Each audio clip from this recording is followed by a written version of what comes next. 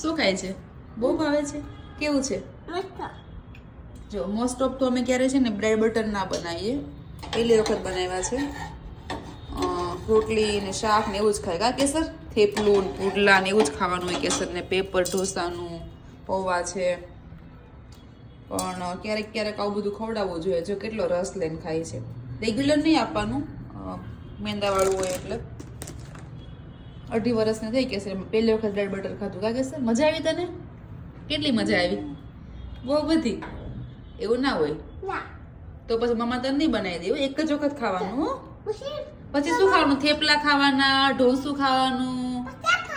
Okay, મંથમાં એક જ વખત. Okay baby? કેમ ના ચાલે તને એવું? આમ તો આ સ્વાદ ચાખી જાય એટલે પછી માગે તો ખરા જ. સાચી વાત ને કેસર? નહીં માગો? ખવડાવવું પડે અને કેટલી માથાકૂટ કરવી પડે એની જગ્યાએ જો તૂટી પડ્યા છે બેન અત્યારે.